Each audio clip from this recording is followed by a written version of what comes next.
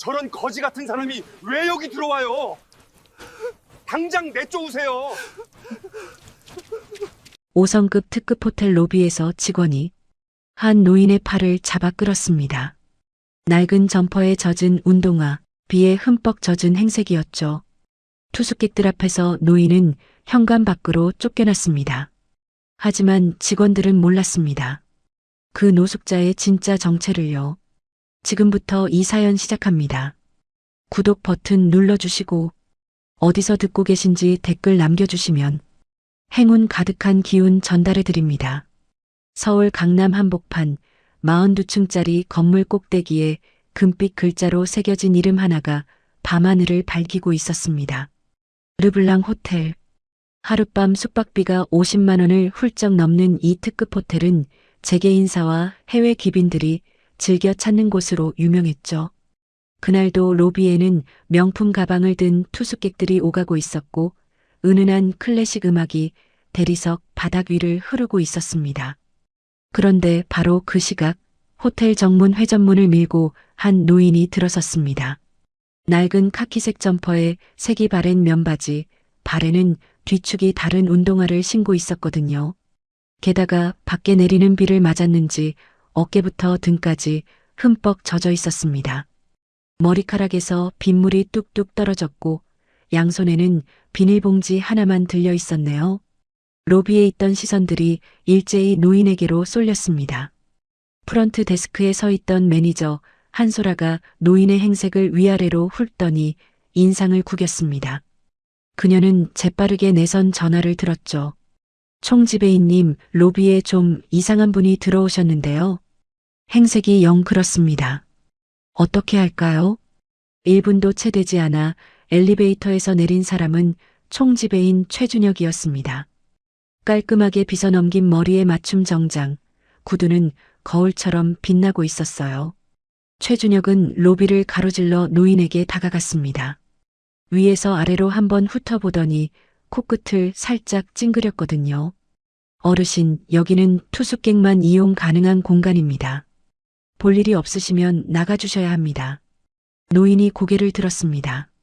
주름 깊은 얼굴이었지만 눈빛은 맑고 고요했어요. 그는 점퍼 주머니에서 손을 꺼내며 조용히 입을 열었죠. 방 하나만 잡으려고 들어왔는데 빈 방 있습니까? 최준혁의 입꼬리가 미세하게 올라갔습니다. 마치 어처구니 없는 농담을 들은 것처럼요. 그는 팔짱을 끼더니 한쪽 눈썹을 치켜 올렸습니다. 저희 호텔 숙박비가 하루에 50만 원이 넘습니다. 그래도 가능하시겠어요? 노인은 담담하게 고개를 끄덕였습니다. 돈은 있소. 하룻밤만 묵으면 되니까 방 좀 내줘요. 그 순간 최준혁의 표정이 싸늘하게 굳었습니다. 노인의 태도가 예상과 달랐기 때문이었죠. 보통은 숙박비를 듣는 순간 풀이 죽어 돌아가는 법인데 이 노인은 오히려 당연하다는 듯 방을 달라고 하고 있었으니까요. 최준혁은 뒤를 돌아보며 한소라에게 눈짓했습니다. 한 매니저, 경비팀한테 연락해. 빨리 와서 좀 도와달라고. 한소라가 재빠르게 무전기를 들었습니다. 그 사이 최준혁은 한 발짝 더 노인에게 다가섰어요. 목소리가 한층 낮아졌습니다. 냄새나는 사람이 로비에 계시면 다른 손님들한테 피해가 됩니다. 어르신, 제발 좋게 말할 때 나가주세요. 로비에 있던 투숙객 두세 명이 수군거리기 시작했습니다. 저 할아버지 왜 저러시는 거래? 불쌍하기도 하고 좀 민망하네. 경비원 2명이 빠른 걸음으로 다가왔습니다. 한소라가 손짓으로 노인을 가리켰고 경비원들이 노인의 양팔을 잡았습니다. 노인의 비닐봉지가 바닥에 떨어졌어요. 안에서 굴러나온 건 약봉지 몇 개와 접힌 수건 한 장이었습니다. 한소라가 그걸 보고 코웃음을 쳤죠. 노인은 저항하지 않았어요. 다만 최준혁을 한번 올려다보았습니다. 그 눈빛은 분노도 슬픔도 아닌 무언가를 확인한 사람의 눈이었네요.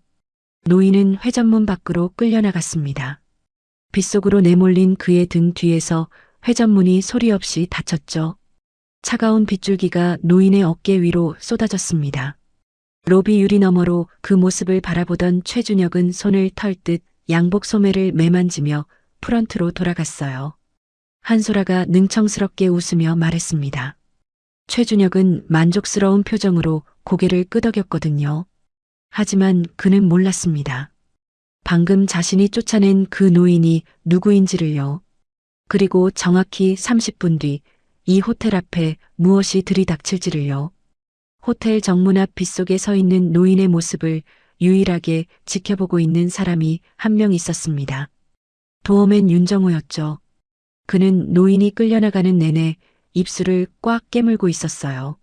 말리고 싶었지만 총지배인 앞에서 나설 수가 없었거든요. 3년째 이 호텔에서 일하면서 최준혁의 갑질을 수없이 봐왔지만 오늘만큼 가슴이 답답한 적은 없었습니다. 윤정호는 주변을 살폈습니다. 최준혁이 프런트 쪽으로 돌아간 걸 확인하고 나서야 우산 하나를 꺼내 들었어요. 그리고 빗속으로 뛰어나갔죠. 어르신, 이거라도 쓰세요. 비가 많이 옵니다. 노인이 고개를 돌렸습니다. 빗물에 젖은 얼굴 위로 희미한 미소가 번졌어요.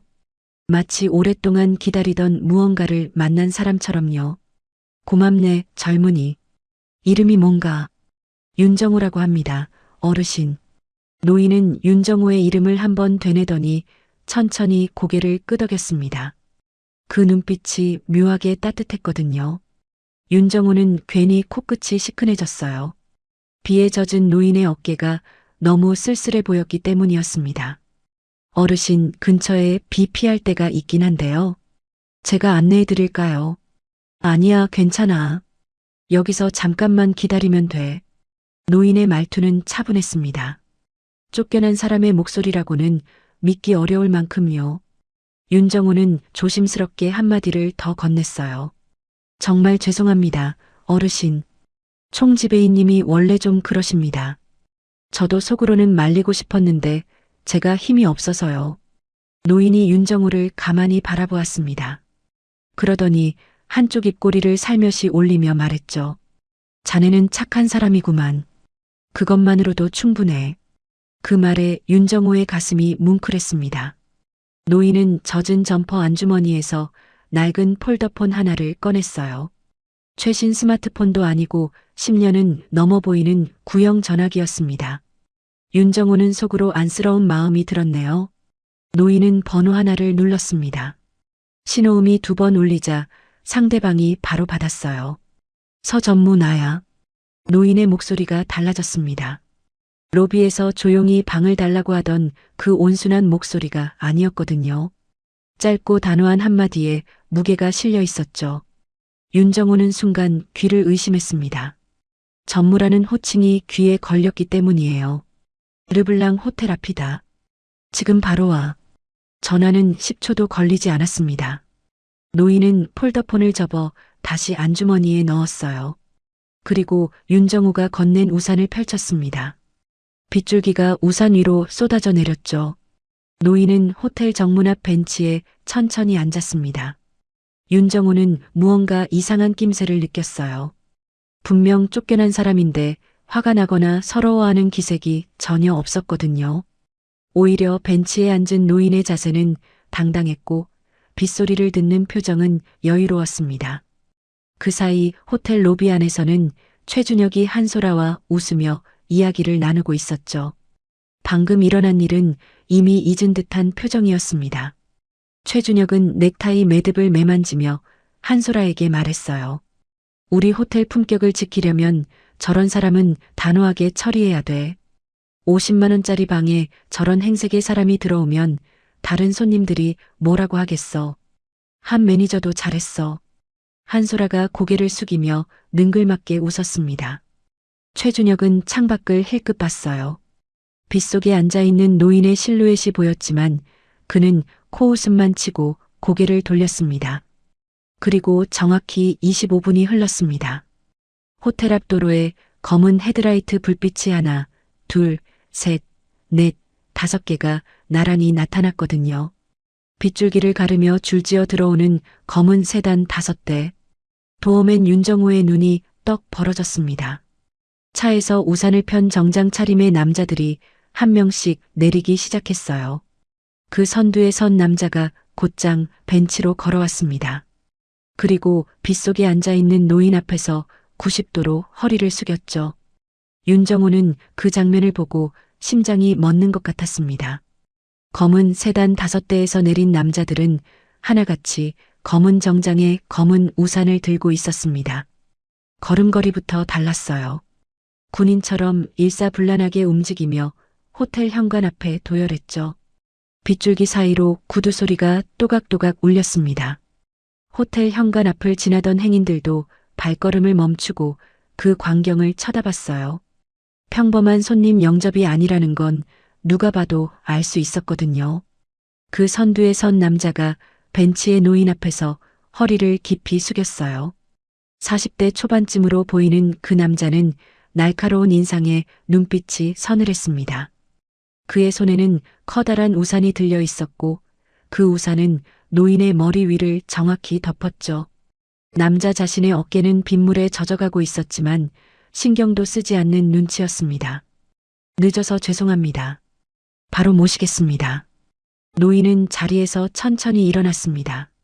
아까까지 빗속에서 쪼그리고 앉아있던 그 모습과는 완전히 다른 분위기였어요. 허리가 곧게 펴졌고 걸음에 무게가 실렸거든요. 정장 차림의 남자가 노인의 반걸음 뒤에서 우산을 받쳐들고 따라 걸었습니다. 도어맨 윤정호는 그 광경을 보고 눈이 휘둥그레졌어요. 아까 자신이 우산을 건넨 그 노인에게 정장 입은 남자가 90도로 절을 하고 있었으니까요. 윤정호의 심장이 두근거리기 시작했습니다. 뭔가 보통 상황이 아니라는 걸 직감적으로 느꼈죠. 정장의 남자가 호텔 회전문을 밀었습니다. 노인이 로비에 발을 디뎠어요. 30분 전에 끌려나갔던 바로 그 로비였죠. 대리석 바닥 위에 젖은 운동화 자국이 찍혔습니다. 프런트에 서 있던 한소라가 먼저 알아챘어요. 검은 정장의 남자들이 노인을 에워싸듯 로비로 들어오는 모습을 보고 얼굴이 굳었거든요. 한소라는 황급히 최준혁에게 달려갔습니다. 총지배인님, 저기 좀 보세요. 아까 그 할아버지가 다시 들어왔는데 뒤에 사람들이 잔뜩 있어요. 최준혁이 고개를 돌렸습니다. 로비 입구에 선 검은 정장의 남자들과 그 한가운데 서 있는 노인을 보았죠. 최준혁의 눈썹이 찌푸려졌어요. 뭐야, 아까 그 노숙자가 사람을 데리고 온 거야. 한 매니저, 경비팀 다시 불러. 한소라가 재빨리 무전기를 집어들었습니다. 최준혁은 성큼성큼 걸어가며 목소리를 높였습니다. 어르신, 아까 분명히 말씀드렸을 텐데요. 사람을 데려온다고 달라질 건 없습니다. 그때 노인 옆에 서 있던 정장의 남자가 한 발 앞으로 나섰어요. 서민재였습니다. 그는 최준혁을 위해서 아래로 한번 훑어보더니 냉담한 목소리로 물었죠. 당신이 이 호텔 총지배인입니까? 그렇습니다만 당신은 누구시죠? 서민재는 대답 대신 뒤에 선 수행원에게 눈짓했습니다. 수행원 한 명이 앞으로 나와 가죽 서류 가방을 열었어요. 안에는 서류 뭉치가 가지런히 정리되어 있었죠. 서민재가 서류 한 장을 꺼내 최준혁 앞에 내밀었습니다. 이 호텔에 대한 인수 실사 보고서입니다. 그리고 방금 당신이 쫓아낸 분이 누구인지 이 서류를 보시면 아실 겁니다. 똑바로 읽어보세요. 최준혁의 손이 서류를 받아들었어요. 눈이 서류 위 글자를 따라갔습니다. 한 줄, 두 줄 읽어 내려가던 최준혁의 얼굴에서 핏기가 빠지기 시작했죠. 입술이 바르르 떨렸습니다. 손에 든 서류가 사시나무처럼 흔들렸거든요. 한소라가 뒤에서 최준혁의 어깨 너머로 서류를 들여다보다가 숨을 삼켰어요. 두 사람의 얼굴이 동시에 백지장처럼 하얗게 변했습니다. 서류 상단에 적힌 이름 석자, 그리고 그 옆에 붙어있는 직함. 최준혁의 시선이 서류에서 노인에게로 올라갔습니다. 낡은 점퍼를 입고 젖은 운동화를 신은 그 노인이 지금 이 순간 전혀 다른 사람으로 보이기 시작했어요. 로비에 흐르던 클래식 음악이 공허하게 울렸죠. 서류를 읽는 최준혁의 손이 떨리고 있었습니다. 하지만 그는 곧 표정을 수습했어요. 15년차 호텔리어의 자존심이 그를 붙잡았던 거죠. 로비에는 아직 투숙객 몇 명이 남아 상황을 지켜보고 있었고 부하 직원들의 시선도 느껴졌습니다. 여기서 무너지면 자신의 권위는 끝이었어요. 최준혁은 서류를 서민재에게 도로 내밀었습니다. 인수 실사 보고서라고 하셨는데 아직 인수가 확정된 건 아니지 않습니까? 저는 현재 이 호텔의 총지배인이고 호텔 운영에 관한 최종 판단은 제 소관입니다. 서민재의 눈빛이 차갑게 빛났어요. 하지만 그는 말을 아꼈습니다. 대신 노인 쪽을 힐끗 바라보았죠. 노인은 로비 중앙에 놓인 소파에 천천히 앉았어요. 젖은 점퍼에서 물이 뚝뚝 떨어져 가죽 소파를 적셨습니다. 한소라가 그 모습을 보고 인상을 구겼지만 감히 다가가지는 못했거든요. 최준혁이 한 발짝 더 서민재에게 다가갔습니다. 목소리를 낮추며 아직 인수가 확정되지 않았고 소유권은 현 오너에게 있으니 외부인이 직원을 위협하는 건 월권이라고 따졌어요. 서민재는 입꼬리를 살짝 올렸습니다. 비웃음이었죠. 월권이라. 재밌는 표현을 쓰시네요. 최준혁은 자신감을 되찾는 듯 했어요. 서류 한 장으로 겁먹을 자신이 아니라는 표정이었습니다. 그는 뒤를 돌아보며 한소라에게 지시했죠. 한 매니저, 본사에 연락해서 상황 보고해. 인수팀이라는 사람들이 허락도 없이 로비에 들어와서 행패 부린다고. 한소라가 고개를 끄덕이며 전화기를 들었습니다. 최준혁은 다시 서민재를 향해 돌아서며 호텔 규정상 행색이 불량한 손님의 투숙을 거절하는 건 법적으로도 문제없는 정당한 조치라고 주장했어요. 양복깃을 잡아당기며 허세를 부리는 모습이 안쓰러울 지경이었습니다. 그 순간 소파에 앉아있던 노인이 입을 열었습니다. 조용하지만 로비 전체에 울릴 만큼 또렷한 목소리였어요. 총지배인, 방금 본사에 연락하라고 했지. 최준혁이 노인을 돌아보았습니다. 아직도 그 노인을 대수롭지 않게 여기는 표정이었죠. 네, 그렇습니다만. 어르신이 신경 쓰실 일은 아닙니다. 연락해봐. 지금 본사에 전화해봐도 돼. 노인의 말투가 이상했어요. 위협이 아니라 권유에 가까웠거든요. 마치 전화를 해보면 답이 나올 거라는 듯한 여유로운 태도였습니다. 최준혁은 코웃음을 쳤지만 어딘가 불안한 기색이 스쳤죠. 바로 그때 한소라의 목소리가 떨리기 시작했습니다. 전화기를 든 채 얼굴이 점점 창백해지고 있었거든요. 수화기를 내려놓은 한소라가 최준혁에게 다가왔어요. 그녀의 입술이 파르르 떨렸습니다. 총지배인님, 본사에서 전화 받자마자 난리가 났습니다. 지금 당장 그분께 사과하라는데요. 절대로 건드리지 말라고요. 최준혁의 표정이 굳었습니다. 한소라를 잡아 끌며 무슨 소리냐고 소곤거렸어요. 저 노숙자한테 사과하라는 거냐며 믿을 수 없다는 표정이었죠. 총지배인님, 저분이 진짜로 그분이래요. 본사 사장님이 직접 말씀하셨어요. 목소리가 떨리고 계셨거든요. 최준혁의 얼굴에서 자신감이 급속히 사라지기 시작했습니다. 본사 사장의 목소리가 떨렸다는 말에 등줄기가 서늘해졌거든요. 본사 사장이라면 이 호텔 체인 전체를 총괄하는 사람이었습니다. 그 사람이 떨었다면 소파에 앉아있는 저 노인은 도대체 누구란 말인가요? 최준혁은 다시 소파에 앉아있는 노인을 바라보았어요. 낡은 점퍼, 젖은 운동화, 빗물에 젖은 회색 머리카락. 30분 전까지 거지 취급하며 쫓아냈던 그 노인의 행색 속에서 지금 전혀 다른 무언가가 보이기 시작한 거죠. 노인은 여전히 담담한 얼굴이었습니다. 가죽 소파에 앉아 젖은 점퍼 주머니에 손을 넣은 채 로비 천장의 샹들리에를 올려다보고 있었어요. 마치 이 호텔의 구석구석을 점검하는 사람의 눈이었습니다. 최준혁의 머릿속이 빠르게 돌아가고 있었습니다. 본사 사장이 떨었다는 말, 인수 실사 보고서, 검은 세단 5대, 퍼즐 조각들이 하나씩 맞춰지고 있었지만 그는 인정하고 싶지 않았어요. 저 행색의 노인이 정말로 대단한 인물이라면 왜 이런 차림으로 호텔에 나타났겠느냐는 생각이 머릿속을 지배했거든요. 최준혁은 마지막 자존심을 걸었습니다. 양복 단추를 여미며 서민재에게 다가갔어요. 인수권이 진행 중이라면 절차대로 하시죠. 이렇게 겁주려고 사람 끌고 오는 건 비즈니스 매너가 아닙니다. 서민재가 아무 대꾸도 하지 않았어요. 그는 그저 노인의 눈치만 살폈죠. 노인은 소파에서 천천히 일어났습니다. 그리고 로비를 둘러보았어요. 천장의 샹들리에, 대리석 바닥, 프런트 데스크, 엘리베이터 홀. 마치 집안 구석구석을 점검하는 집주인의 눈빛이었습니다. 노인이 프런트 데스크 쪽으로 걸어갔어요. 젖은 운동화가 대리석 바닥에 삐걱거리는 소리를 냈습니다. 프런트에 서 있던 직원 2명이 움찔하며 뒤로 물러났죠. 노인은 데스크 위에 놓인 호텔 브로셔를 한 장 집어들었어요. 표지를 훑어보더니 뒷면에 적힌 객실 요금표를 읽었습니다. 스위트룸이 하루에 300만 원이구만. 노인의 혼잣말이었어요.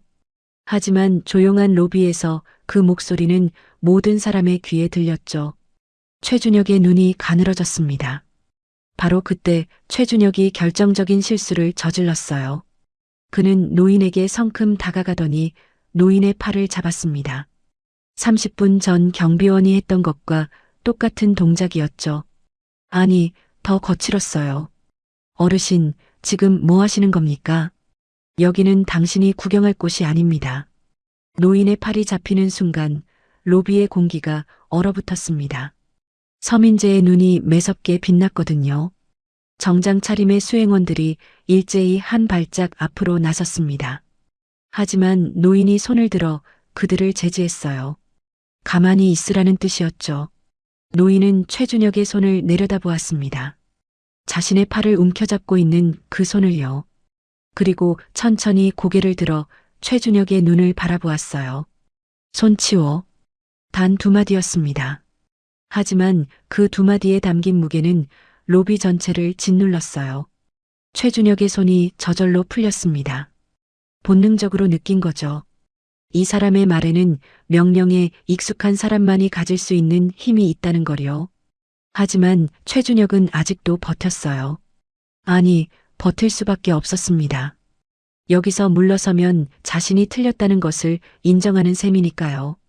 30분 전에 노인을 쫓아낸 자신의 판단이 완전히 잘못이었다고 시인하는 꼴이 되니까요. 실례지만 신분증이라도 보여주시죠. 아무리 사람을 데리고 와도 신원이 확인되지 않으면 저희도 어찌할 수가 없습니다. 서민재가 드디어 참지 못하고 입을 열었습니다. 최 총지배인, 당신 지금 매우 위험한 짓을 하고 있다는 걸 알아야 합니다. 최준혁이 서민재를 노려보았어요. 위험한 짓이라뇨.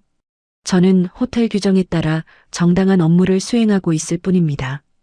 그 순간 노인이 점퍼 안주머니에서 무언가를 꺼냈습니다. 작고 얇은 직사각형이었어요. 낡은 가죽 케이스에 담긴 그것을 노인은 최준혁 앞에 펼쳐 보였죠. 명함이었습니다. 단 한 장의 명함. 최준혁이 그 명함을 들여다보는 순간 세상이 멈춘 것 같았어요.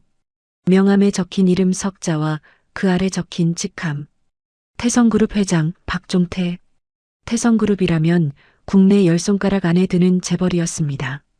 자동차부터 반도체, 건설, 유통까지 손대지 않은 분야가 없는 거대 기업 집단이었죠. 그리고 그 그룹의 창업주의자 현직 회장이 지금 낡은 점퍼를 입고 자신의 앞에 서 있었어요. 최준혁의 무릎에서 힘이 빠졌습니다. 다리가 후들후들 떨리기 시작했거든요. 명함을 든 손도 입술도 온몸이 떨렸습니다. 자신이 방금 전까지 노숙자 취급하며 팔을 잡고 끌어낸 그 노인이 이 호텔을 통째로 사들이려는 재벌 회장이었다는 사실이 머릿속을 강타했어요. 로비가 쥐 죽은 듯 고요해졌습니다. 최준혁의 손에서 명함이 바닥으로 떨어졌어요. 딱 소리가 대리석 바닥 위에서 울렸죠. 아무도 그 명함을 줍지 않았습니다. 서민재가 차갑게 입을 열었어요. 이제 상황이 파악되셨습니까? 최 총지배인. 최준혁은 대답하지 못했습니다. 입을 벌렸지만 소리가 나오지 않았어요. 물고기처럼 입만 뻐끔거렸죠. 한소라는 이미 프런트 데스크 뒤에 숨다시피 서 있었습니다. 얼굴이 백지장보다 하얗게 질려 있었거든요. 박종태 회장은 떨어진 명함을 굳이 줍지 않았어요. 대신 젖은 점퍼 주머니에 양손을 넣고 천천히 로비를 걸었습니다. 대리석 바닥에 젖은 운동화 자국이 찍혔지만 이제 그 자국을 지적할 사람은 아무도 없었죠. 박종태는 로비 한쪽 벽에 걸린 호텔 전경사진 앞에서 멈추었어요. 이 건물이 지어진 게 12년 전이라고 들었소. 아무도 대답하지 않았습니다. 박종태는 혼잣말처럼 이어갔어요. 외관은 괜찮은데 안에 들어와 보니 문제가 보이는구만. 그 말이 건물 시설을 가리키는 건지 아니면 사람을 가리키는 건지 최준혁은 알 수 없었습니다. 다만 등에 식은땀이 흘러내리는 걸 느꼈어요. 양복 안쪽이 축축하게 젖어가고 있었죠. 서민재가 수행원들에게 지시했습니다. 수행원 2명이 노트북과 카메라를 꺼내 로비 곳곳을 촬영하기 시작했어요. 프런트 데스크의 서류를 확인하고 직원 명단을 요청하고 CCTV 위치를 파악했습니다. 완전한 인수 실사의 시작이었죠. 한소라가 최준혁 옆으로 다가왔어요. 목소리가 떨렸습니다. 총지배인님, 저희 어떡하죠? 아까 그분을 쫓아낸 게 CCTV에 다 찍혀 있을 텐데요. 최준혁은 아무 말도 하지 못했어요. 머릿속이 하얘졌거든요. 30분 전 자신이 한 행동이 필름처럼 되감겼습니다. 냄새나는 사람이 로비에 있으면 피해가 된다고 한 말, 경비원을 불러 팔을 잡게 한 것, 그리고 방금 직접 노인의 팔을 잡았던 것. 하나하나가 전부 자신의 목을 조여오는 올감이었죠. 그 모든 장면이 CCTV에 선명하게 녹화되어 있을 거라는 사실이 최준혁의 위장을 뒤집었습니다. 다리에 힘이 풀려 프런트 데스크 모서리를 잡고 겨우 서 있었어요. 그때 박종태가 최준혁에게 다가왔습니다. 천천히, 아주 천천히요. 최준혁은 본능적으로 한 발짝 뒤로 물러났어요. 박종태의 눈빛은 여전히 고요했지만 그 안에 담긴 것은 더 이상 인자함이 아니었습니다. 총지배인, 질문 하나 하겠소. 네, 말씀하십시오. 최준혁의 목소리가 간신히 나왔어요. 존댓말이 자연스럽게 붙었습니다. 30분 전만 해도 반말 섞인 명령조로 나가라고 했던 그 입에서요. 호텔이란 곳이 뭐 하는 곳이라고 생각하나? 최준혁은 입술을 깨물었습니다. 대답이 나오지 않았어요. 내가 50년 전에 처음 서울에 올라왔을 때 이 동네 여관에서 하룻밤 묵은 적이 있어. 돈이 없어서 가장 싼 방을 달라고 했는데 그 여관 주인이 이불을 한 채 더 깔아줬거든. 추울 거라고. 그게 호텔이야. 박종태의 목소리는 나지막했지만 로비 전체에 울렸습니다. 그 짧은 이야기 속에 담긴 메시지는 분명했어요. 호텔은 사람을 차별하는 곳이 아니라 품어주는 곳이라는 뜻이었죠. 50년 전 여관 주인이 보여준 따뜻함과 오늘 밤 이 특급 호텔 총지배인이 보여준 냉대. 그 간극이 최준혁의 가슴을 파고들었습니다. 최준혁의 고개가 서서히 숙여지기 시작했어요. 그의 무릎이 미세하게 떨리고 있었죠. 서민재는 팔짱을 낀 채 그 광경을 지켜보았고 수행원들은 촬영을 멈추고 조용히 서 있었습니다. 윤정호는 로비 한쪽에서 그 모든 것을 두 눈으로 지켜보고 있었어요. 자신이 우산을 건넸던 그 노인이 재벌 회장이었다는 사실에 아직도 심장이 뛰고 있었거든요. 빗소리만이 로비의 유리창을 두드리고 있었어요. 박종태가 서민재에게 고개를 끄덕였습니다. 서민재는 그 신호를 기다렸다는 듯 양복 안주머니에서 서류 한 뭉치를 더 꺼냈어요. 이번에는 아까와 달랐습니다. 태성그룹 공식 직인이 찍힌 문서였거든요. 서민재가 로비 한가운데에 서서 서류를 펼쳐 읽기 시작했어요. 태성그룹 경영기획실 명의의 공문이었습니다. 내용은 간결했지만 그 한 줄 한 줄이 폭탄과 같았죠.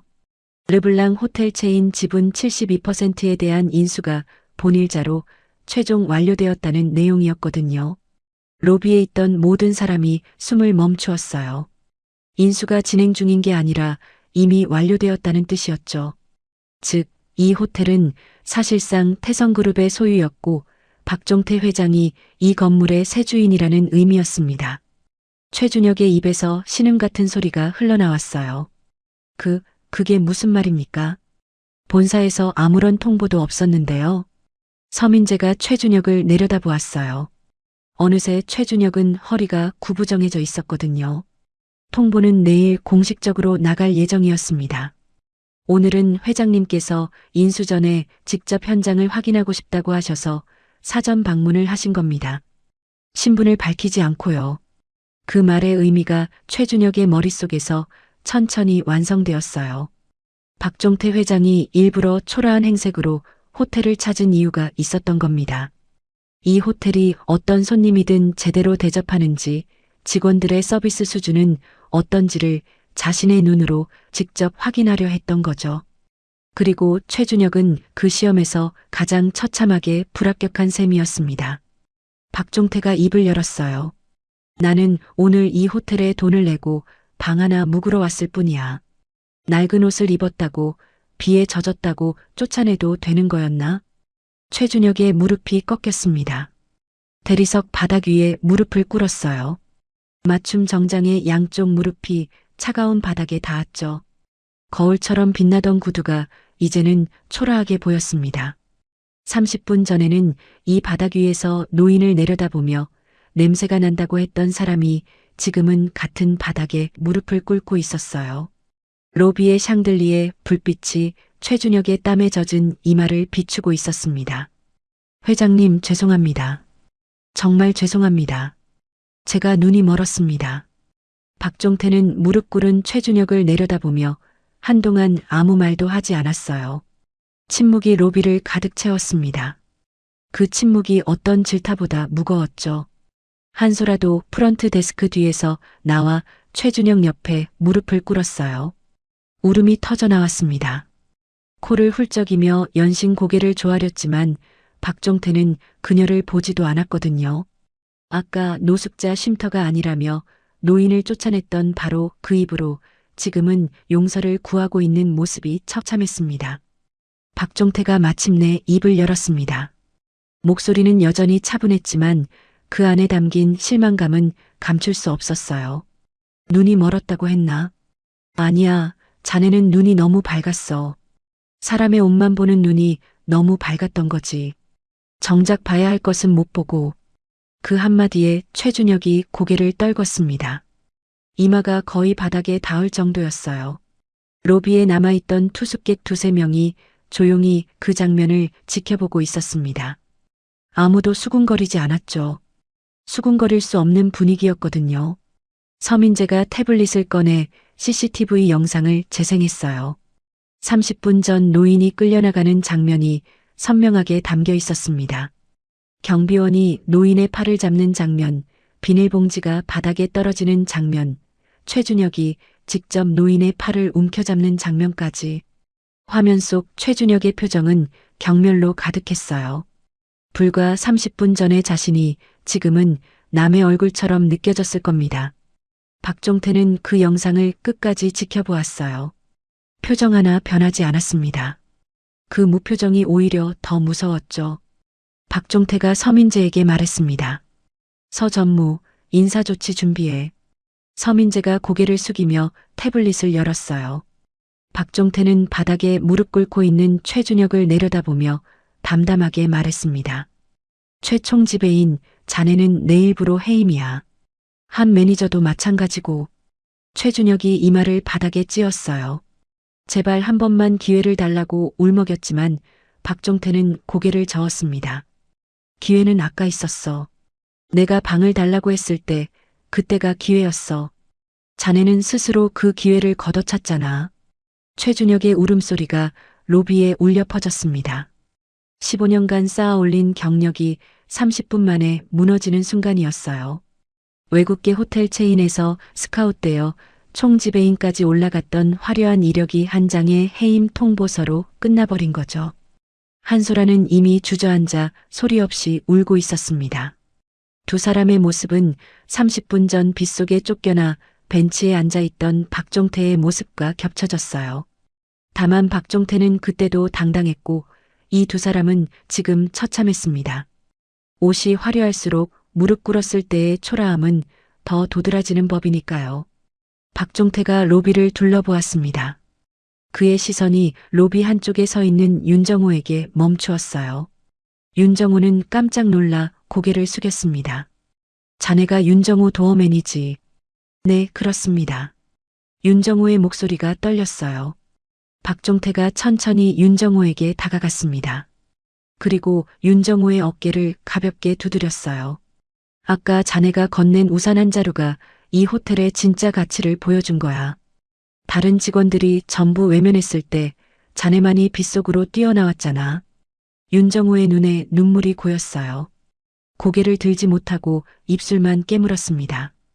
박종태가 서민재를 돌아보며 말했습니다. 서전무, 이 친구 프런트 매니저로 발령내. 서민재가 고개를 숙였어요. 알겠습니다, 회장님. 윤정호가 믿을 수 없다는 표정으로 박종태를 올려다보았습니다. 3년간 도어맨으로 일하며 갑질과 무시를 견뎌왔던 그에게 이 한마디는 인생을 바꾸는 말이었거든요. 최준혁은 해임 후 업계에서 완전히 퇴출당했습니다. CCTV 영상이 호텔 업계 내부에서 공유되면서 어떤 호텔도 그를 받아주지 않았거든요. 듣자 하니 지금은 호텔 청소 용역 업체에서 일하고 있다고 했어요. 누군가를 깔보던 사람이 결국 자신이 깔보던 자리에 서게 된 셈이었죠. 박종태가 로비를 한 번 더 둘러보았습니다. 그리고 아까 자신이 앉았던 가죽 소파 옆에 떨어져 있는 비닐봉지를 발견했어요. 약봉지와 접힌 수건이 들어있던 그 봉지였죠. 서민재가 재빨리 주우려 했지만 박종태가 직접 허리를 숙여 집어들었습니다. 이건 내가 들고 다닐 거야. 잊으면 안 되는 것들이 들어있거든. 그 말이 무엇을 뜻하는지 로비에 있던 사람들은 알 수 없었어요. 하지만 박종태의 눈가에 번진 희미한 미소 속에 오랜 세월의 무게가 담겨 있었습니다. 일주일 뒤 르블랑 호텔의 간판이 내려갔어요. 그 자리에 새로운 이름이 올라갔죠. 태성 그랜드 호텔. 박종태 회장의 지시로 직원 교육이 전면 개편되었고 첫 번째 교육 항목은 이것이었습니다. 모든 손님을 외모가 아닌 마음으로 대할 것. 새 간판 아래에서 프런트 매니저 윤정호가 첫 손님을 맞이하고 있었어요. 낡은 옷을 입은 노인이었습니다. 윤정호는 환하게 웃으며 고개를 숙였습니다. 어서 오십시오. 어떤 방을 원하시는지요? 사람의 가치는 겉모습에 있지 않습니다. 누군가를 판단할 때 옷이나 행색이 아닌 그 사람의 마음을 먼저 보는 세상이 되길 바랍니다. 작은 친절 하나가 인생을 바꾸기도 하고 한순간의 무시가 모든 것을 무너뜨리기도 하니까요. 여러분의 하루에도 행운 가득한 기운이 함께하길 바랍니다.